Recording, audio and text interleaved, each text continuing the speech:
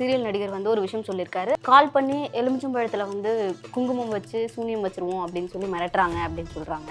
நீங்கள் எல்லார் வீட்லேயும் பாருங்க, திஷ்டி பரிகாரத்திற்காக ஒரு எலுமிச்சம்பழத்தை ஒரு தண்ணியில் போட்டு வச்சுருப்பாங்க. அப்படி இருக்கும்போது ஒரு துஷ்ட ஆத்மாக்கள், துஷ்ட எண்ணங்கள், துஷ்ட நிலையில் இருப்பவர்களுக்கு தான் இந்த பரிகாரம் என்ற ஒரு சம்பவத்தை நம்ம வாலசுந்தரி என்ற ஒரு 12 வயது கன்னி பெண்ணில் நம்ம வந்து இது பண்ணுறோம். இந்த கன்னி பெண்ணுக்கு பொறாமை இருக்காது. சுக்கிரன் வந்து யாருக்கு நீச்சமாக இருக்கோ, யாருக்கு வந்து அந்த சுக்கிரன் செவ்வாய் சூரியன்லாம் சேர்ந்துன்னா அவங்களாம் இந்த போட்டி பொறாமை. நம்மளுக்கு யாருன்னா செய்வினை சூனியம் அந்த மாதிரி விஷயங்கள் வைக்கிறாங்க அப்படின்னா நம்ம எப்படி அதுல இருந்து வெளியே வரலாம்? நல்லா இருக்கும்போது அந்த வீட்டில் என்ன பேசுகிறாங்க, இந்த வீட்டில் என்ன பேசுகிறாங்க, எதுக்கு என்ன பேசுகிறாங்க, அப்போ உன்னுடைய மனசு அளவுதில் அந்த நேரத்தில் செய்வன உள்ள வரும். உன்னோட கர்மம் என்பது ஒன்று தான், உன்னை வாட்டி வதைக்க போகுது. அந்த வாட்டி வதைக்கிறதுக்கு உன்னோட விதிப்பயன் யார்கிட்ட போய் சிக்கணுன்னு இருக்கா அவங்கள்ட்ட போய் சிக்குவேன். கணவன் மனைவி வசியம், தொழில் வசியம், தகாத உறவை பிரித்தல், தனவசிய குடுவைமை போன்ற அனைத்து விதமான மை மற்றும் மாந்திரிக பயிற்சி பெற ரத்த கணபதி மாந்திரிக பயிற்சி நிலையத்தை அணுகவும். தொடர்பிற்கு ஸ்கிரீனில் தெரியும் எண்ணை அழைக்கவும். ரிஃப்ளெக்ட் ஆன்மீகம் நேயர்களுக்கு வணக்கம். இன்னைக்கு நம்ம கூட 5 தலைமுறை 50 ஆண்டுகள் அனுபவம் வாய்ந்த சித்தயோகி பேரம்பலவாணன் ஐயா அவர்கள் தான் நம்ம கூட இணைஞ்சிருக்காங்க. அவங்க கூட பேசி நிறைய விஷயங்கள் நாம தெரிஞ்சுக்க போறோம். வாங்க பேசலாம். வணக்கம் சார். வணக்கம்மா. வாழ்க வையகம், வாழ்க வளமுடன். சமீபமா ஒரு சீரியல் நடிகர் வந்து ஒரு விஷயம் சொல்லியிருக்காரு. அதுதான் பயங்கர சர்ச்சையா போயிட்டு இருக்கு. அவர் என்ன சொல்றாரு அப்படின்னா, அவர்கிட்ட வந்து ஒரு ஃபேன் செல்ஃபி கேட்டிருந்ததாகவும், அந்த செல்ஃபி ஏதோ ஒரு காரணத்தினால அவரால் கொடுக்க முடியல அப்படிங்கிறதுனால கால் பண்ணி எலுமிச்சம்பழத்துல வந்து குங்குமம் வச்சு சூனியம் வச்சிருவோம் அப்படின்னு சொல்லி மிரட்டுறாங்க அப்படின்னு சொல்றாங்க. உண்மையாவே அந்த மாதிரி பண்ண முடியுமா ஐயா?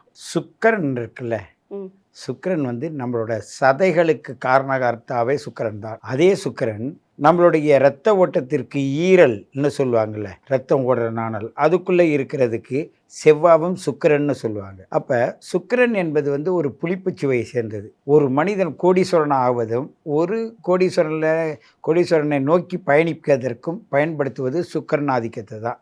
அது விடிய காலில் 3:30 மணிக்கு மேலே உதயமாகுதுன்னு சொல்லுவாங்க. அப்படி இருக்கும்போது பெண்ணுடைய ஆதிக்கம் செலுத்தக்கூடிய அந்த சுக்கிர பகவான் என்று சொல்லக்கூடிய அந்த கதிர் இயக்கங்கள் நீல நிறத்தை சார்ந்தது, வான நிறத்தை சார்ந்தது. ஆனால் இதுக்கு எதிர்விசை யார் என்றால் மஞ்சள் நிறம். மஞ்சள் நிறம் என்பது அது இனிப்பு சுவையை சார்ந்தது. அது யாருக்கு? குருவுக்கு சேர்ந்தது. இந்த குரு வந்து பணம், காசு, செல்வாக்கு, கௌரவம் இதெல்லாம் கொடுக்கக்கூடியவர். இந்த குருவும் அந்த சுக்கிரனும் ஒருவர் ஜாதகத்தில் இணைந்திருந்தால் அந்த புளிப்பும் இனிப்பும் சேர்ந்து ஒரு எலுமிச்சம்பழமாக மாறுகிறது. அப்போ எலுமிச்சம்பழமாக மாறும்பொழுது இவன் அசுரகுரு, அவன் தேவகுரு. அப்போ அசுரகுருக்கு தேவகுருக்கு சண்டை நான் ஏன் நடந்துக்கிட்டு இருந்து? இவன் தர்மத்தின் பேரை சொல்லி அதர்மம் செய்கிறான், அவன் அதர்மத்தை பேரை சொல்லி அதர்மம் செய்கிறான். இதுதான் 2 பேருக்கும் உள்ள விஷயம். அதர்மத்தின் பேரை சொல்லி அதர்மம் செய்கிறான்னாக்க எங்களுக்கு உள்ள மதிப்பு மரியாதை இல்லை, ஆகையினால நாங்கள் வந்து எங்களுக்கு மதிப்பு மரியாதை தேடுவோன்னு சுக்கிர அசுரகுரு அவனுடைய எண்ணத்தை சொல்கிறான். தேவகுருன்னா நீங்கள்லாம் வந்து எங்களுக்கு நீங்கள் அடிமை, நீங்கள் எனக்கு நீங்கள் கட்டுப்பட்ட, நான் சொல்கிறத நீங்கள் கேட்கணும். அந்த உரிமை போராட்டம் தான் அங்கே. உருண்டை என்பது சுக்கிரன், அதுக்கு நீல நிறம் தான் வேணும். ஆனால் மேலே உள்ள மஞ்சள் நிறம் என்பது குருவுக்கு உடையது, அது எலுமிச்சம்பழம். எந்த ஒரு சாஸ்திர சம்பிரதாயத்துக்கும் நீங்கள் எல்லார் வீட்லேயும் பாருங்க, திஷ்டி பரிகாரத்திற்காக ஒரு எலுமிச்சம்பழத்தை ஒரு தண்ணியில் போட்டு வச்சுருப்பாங்க. அந்த தண்ணியில் போட்டு வச்சுருக்க அந்த எலுமிச்சம்பழம் ஏன்னு கேட்டால், ஒருவர் வந்து அங்கே அதில் சிட்ரிக் ஆசிட் இருக்குது. அந்த சிட்ரிக் ஆசிட் என்ன செய்யணும், ஒரு கண் பார்வையை பார்த்தாவே அதை பிடிச்சி இழுத்துரும். அப்படி இழுக்கும்போது நம்மளுடைய கண்மணிகள்னு சொல்கிறோம்ல, இந்த கண்மணிகள் எப்படி உருவாகுதுனாக்க சனி பகவான், சனியும் செவ்வாவும் சேர்ந்த பெண்களுடைய உதிரம்தான் அந்த கண்ணுடைய கருவிழி. நீங்கள் கருவிழின்றீங்க, எங்களுடைய சாஸ்திர ரீதியாக நாங்கள் என்ன பண்ணுவோம்னாக்க ஒரு பெண்ணுடைய உதிரப்போக்கினுடைய விளிம்பு தான் அந்த கருவிழி. அதற்கு வெளியில் இருக்கிற அந்த வெள்ளையாக இருக்கிறது வந்து அதுவும் ஒரு கோல் ஷேப்பில் இருக்கிறது தானே, அது வந்து சுக்கிரனுக்குடையது. இந்த கருவிழியாகிய சனீஸ்வரனும் சனி, செவ்வாய், சூரியன் 3 பேர் மிக்ஸ் ஆனது தான் இந்த கருவிழி. அப்போனா செவ்வாய் ஒரு கிரகத்தை நல்லா இல்லைன்னாக்க அப்போவும் இந்த கண் பாதிக்கப்படும், கிட்ட பார்வை வரும். அதே நேரத்தில் சூரியன் பாதிக்கப்பட்டாலும் ஒரு கண்ணு தெரியலையா நாங்கள் ஜாதகத்தை பார்த்து கேட்போம், சந்திரன் பார்த்தாலும் அதையும் கேட்போம். இப்படி மிக்ஸான ஒரு இயற்கை சம்பவத்திற்குள்ளே தான் இந்த கிரகங்களே செயல்பாட்டில் இருக்குது. அப்படி இருக்கும்போது ஒரு துஷ்ட ஆத்மாக்கள், துஷ்ட எண்ணங்கள், துஷ்ட நிலையில் இருப்பவர்களுக்கு தான் இந்த பரிகாரம் என்ற ஒரு சம்பவத்தை நம்ம வழி வழியாக செஞ்சுட்டு வந்திருக்காங்க. அடங்காதவங்களை அடக்கிறது தான் அதோட வேலை. இப்போ புளிப்பு ஒரு பால் நல்லா இருக்குது, பாலில் கொஞ்சோண்டு எலுமிச்சம்பழத்தை ஊற்றினா பால் கெட்டு போயிடும், பயன்படாதுல்ல. அதுபோல தான் ஒரு மனிதன் ஒரு ஆணவத்தில் உயரப் போகும்போது ஆணவத்தை அழிப்பதற்காக இந்த அசுரகுரு தேவகுருகள் 2 பேரும் ஒருவரை ஒருவர் தன்னைத்தான் வீழ்த்துவதும் தன்னைத்தான் வளர்ப்பதற்கும் போராடுகின்ற எண்ணங்கள் தான் திஷ்டி, ஓமல் இதெல்லாம் சொல்லுவாங்க. இதுக்கு ஒரு மந்திரக்கட்டே இருக்குது. பரமேஸ்வரி சுந்தரி காளி காக்க பரமேஸ்வரி தாரண சூழி மதங்கி சதங்கி மதத்து கொதுங்கா சூழி உன்மத மோகினி வாமவிராகி காமவரத்தி காங்கலகாரணி நவகோணத்தின் நராகினியே சிவகோணத்தில் இறந்திருந்தவளை இரத்தவராணி இரத்தபரத்தி முந்தியாமோகினி மோகினி மதங்கி சண்டபரசண்டி சாமுண்டி முண்டி வேதவிராகி காமகோட்டத்தி காமபானத்தி சரசசூழி இந்திரதேவி சுந்தரவராணி தொழுதூர்க்க பார்த்தாயா பொன்னே மாசானம் புனலை பறிவந்தாயா மேலிட்ட பருவும் விருத்தல் சடையும் வாரிட்டு குங்கையும் வலது கையில் சூலமும் ஒரு கையில் வாழும் உதித்த கருவும் பரிவி உழைக்கும் பாவித்திய உழைக்கும் பாசாங்குசமும் அலறியும் பொற்கரமும் 8 கை எகுந்த வித்தனையும் நல்வானுகுசமும் ரகிபோல் எலும்பும் கொங்குபோல் விழியும் காதில் தோடும் தங்க விலையில் நாதங்கி ஒத்தும் ஓ மகிமையை யார் அறிவார் நீரவெண்டியும் மீந்த தேன்கடியும் ஆறல் வரிக்க அரிமையிலேறி நடியார் கடந்த நாடு என்பவளே பூதங்களோட பிசாசுகளோட மந்திரங்களோட நற்பெயன் ஒதுங்கி பித்த சுரங்கள் பெரிய சூளை பத்தியா வயிறொலி பாரித்த குன்பம் சகலோரம் பழிசெய்யும் மாந்தம் இரவு மந்திரம் எழுத்திருங்கானே அழித்தொரு துன்பம் சுழித்திருங்கானே சுந்தியுமாகி சுடர்மிக சுடரே நம்பினால் சித்தம் நாடி என்பவளே இளங்கொடியே எமமக்களே பாலசுந்தரியே ராமவராகி தாயே சரணம் தானே சரணம் பூவே சரணம் பொன்னே சரணம் சரணம் சரணம் தந்தையா பரியே சரணம் சரணம் சரணம் பாலசுந்தரியே சுவாகா என்ற ஒரு மந்திரக்கட்டு இருக்குது. இதில் அத்தனை தேவதைகளும் அதுக்கு உட்பட்டது. கடைசியில் வாலசுந்தரி என்ற ஒரு 12 வயது கன்னி பெண்ணில் நம்ம இது பண்ணுறோம். இந்த கன்னி பெண்ணுக்கு பொறாமை இருக்காது. சுக்கிரன் யாருக்கு நீச்சமாக இருக்கோ, யாருக்கு அந்த சுக்கிரன் செவ்வாய் சூரியன்லாம் சேர்ந்துன்னா அவங்களாம் இந்த போட்டி பொறாமை இதெல்லாம் கொண்டு போகிறது இருக்குது. இந்த பாடல் இருக்குது. இந்த பாடல் நம்ம ஆதி காலத்துலேருந்து நம்ம மூதாதையர்கள் முனீஸ்வரன், காளி, துர்க்கை இது மாதிரிலாம் வச்சுருக்காங்க. துஷ்ட தேவதைகள், பலி கொடுக்குற தேவதைகள்லாம் இருக்கா. அதுக்காக பாடி யாராவது பேய் பிசாசுன்னு பிடிச்சி அலைஞ்சி திரிஞ்சிக்கிட்டு இருக்கிறவங்களுக்கு இந்த திருநூறு எடுத்து அவங்களுக்கு போட்டு வேப்பிலை கடிக்கிறதுக்கு கொடுத்து அவங்க எலுமிச்சம்பழத்தை அவங்கள கடிக்க வச்சு அந்த உடலில் இருக்கிற அந்த சிட்ரிக் ஆசிட் உள்ளே போய் அவங்களுடைய அந்த நடுக்கம், பயம், இந்த புலம்புறது இதெல்லாம் அந்த காலத்து வைத்தியமாகவே மாந்திரிகம் செஞ்சிகிட்டு இருந்தாங்க. அப்படியெல்லாம் இருக்கிற இந்த காலத்தில் கூட எல்லாம் செஞ்சாலும் இந்த போட்டி பொறாமைக்கு ஈடு இணை எதுவும் கிடையாது. ஒருத்தன் பார்த்து நல்லா இருக்கிறியான்னு கேட்டாலும் முடிஞ்சு போச்சு. அதுக்கு பிறகு அவன் அதோடு சரிஞ்சு போயிடுவான். இதுக்கு போய் செய்வன கொள்ளலாம் செய்ய வேண்டாம். இவன் எண்ணம் அவனை பாதிக்குமானால் அப்போவே அவன் தன்னுடைய எண்ணத்தை வீணாக்கிடுவான். அதனால் 1000 பேர் 1000 விதத்தில் ஒருத்தவங்க மிரட்டுவாங்க, ஒருத்தவங்க அதட்டுவாங்க. தன் கட்டுப்பாடுக்குள் பிறர் வரணும்னு நினைப்பாங்க. அதுக்கு தான் இந்த மந்திரிக தாந்திரிகள்லாம் செய்வாங்க.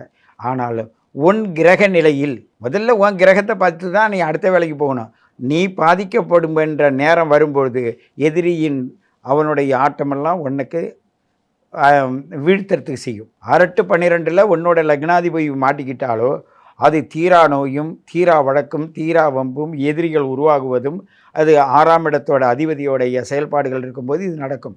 ஆகையினால ஜோதிடத்தை சார்ந்து தான் இந்த செயல்பாடுகள் நடக்குமே தவிர புதுசாக ஒன்றும் வராது.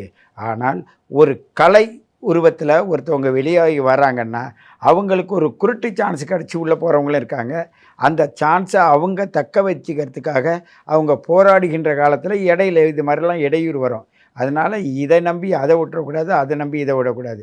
அவங்க அதிலேருந்து விடுபட வேண்டுமானால் அவங்க ஜாதகத்தை காட்டி அந்த ஜாதகத்தின் மூலமான இது நிரந்தர பிரச்சனை உள்ளதா, நிரந்தர தீர்வுக்கு ஏதாவது வழி இருக்குதான்னு அதை கேட்டு தான் அவர் தெளிவுபடுத்தணும். அவர் தெளிவுபட்டால் யார் எது செஞ்சால் நமக்கு என்ன வேண்டியது. அதுக்கு சின்ன விஷயந்தான். அது தடுக்கிறதுக்கு ஒரே ஒரு விநாயகர் மந்திரம் இருக்குது. யார் எது வேணுமா பண்ணிட்டோம், அவன் விடிய போய் இடுகாட்டில் உட்காந்துக்கிட்டு என்ன வேணும் பண்ணிட்டான்.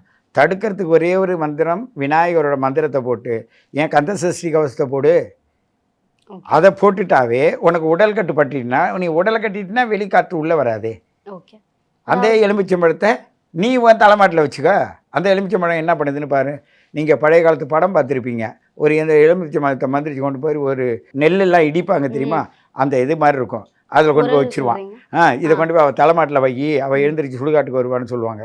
ஆனால் அந்த நேரத்தில் என்ன பண்ணால் இவன் போய் அந்த அம்மி குடக்கல்னு சொல்கிறாங்கல்ல, அதில் கொண்டு போய் வச்சுருவாங்க.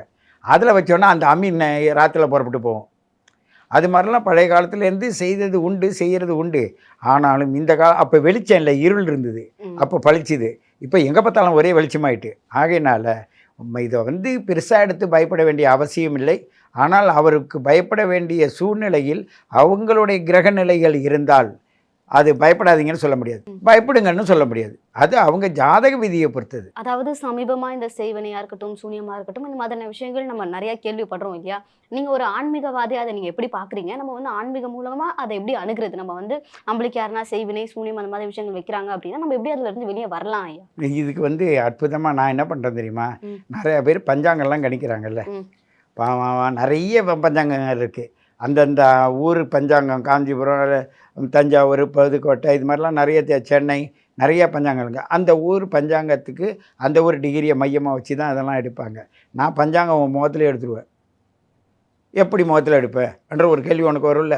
இப்போ நாங்கள் வந்து பஞ்ச அங்கங்கள், நாள், நட்சத்திரம், திதி, கர்ண, யோகம், இந்த 5 செஞ்சது பஞ்சாங்கம். அதில் பஞ்சலோக மூர்த்தின்லாம் சொல்லுவாங்க, பஞ்சலோக விநாயகன்லாம் சொல்லுவாங்கல்ல.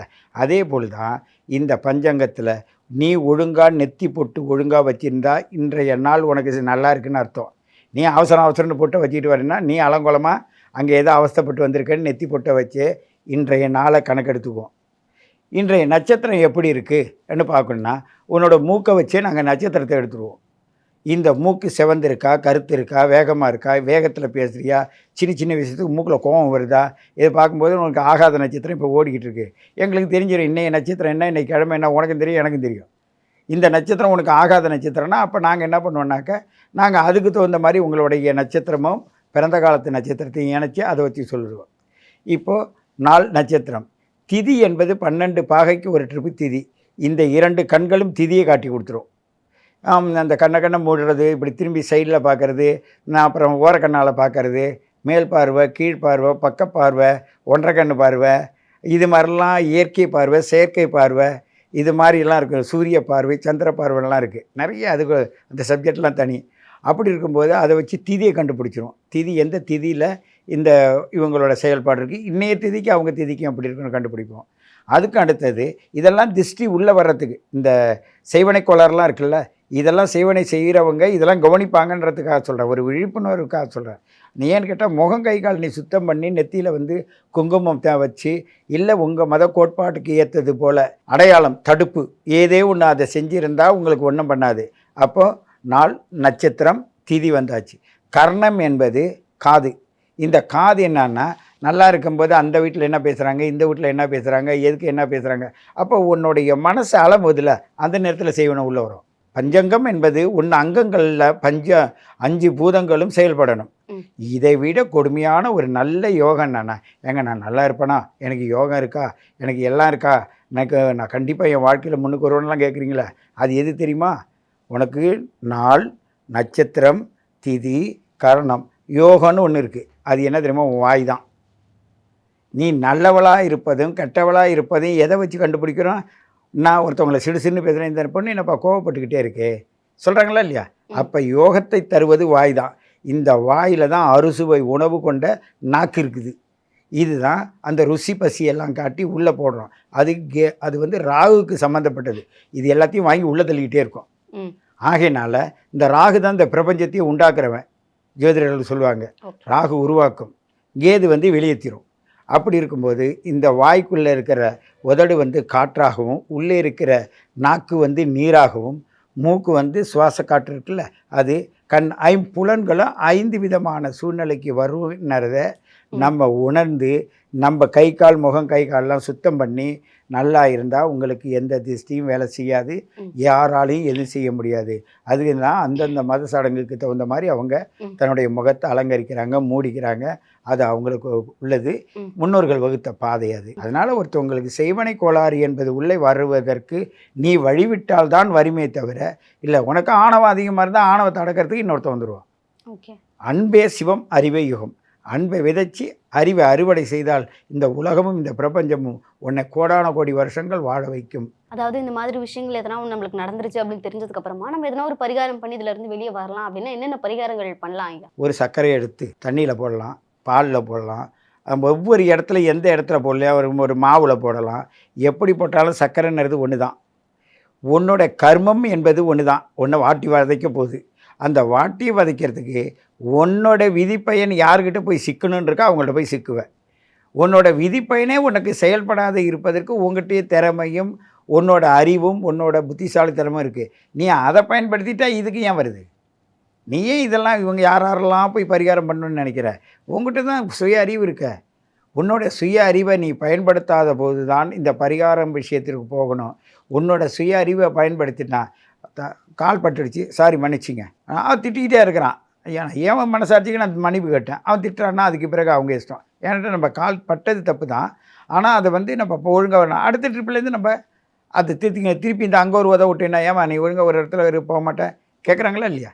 அது மாதிரி நம்ம ஆணவத்தை நாம் தான் அடக்கி அன்பாக மாற்றணும். நம்மளோட அறிவை வளர்த்துக்கணும். இதுக்குள்ளே நீங்கள் வந்தீங்கன்னா செய்வனை கோளாறு உள்ளே வராது. ரொம்ப நேரம் வந்து எங்ககிட்ட நிறைய விஷயங்கள் பகிர்ந்துக்கிட்டீங்க. உங்கள் நேரத்துக்கு ரொம்ப நன்றி ஐயா. வாழ்க வையகம், வாழ்க வளமுடன். இந்த பிரபஞ்சத்தை மிகவும் மிகவும் நுட்பமாக கவனித்து கொண்டிருக்கும் ரிஃப்ளெக்ட் ஆன்மீக நேயர்களே, உங்களோடு நான் பகிர்ந்து கொள்வதில் பெருமிதம் படுகிறேன். நீங்கள் உங்களுடைய எண்ணங்களை என்னோடு பகிர்ந்துவது அதிக நேரங்கள் பகிர்ந்துவதற்கான வாய்ப்புகள் தந்தாலும் நீங்கள் அதை பயன்படுத்தவில்லை. ஏனென்றால் ஒவ்வொரு கருத்துக்குள்ளேயும் நிறைய விஷயங்கள் உங்களை சார்ந்து இருக்கிறது.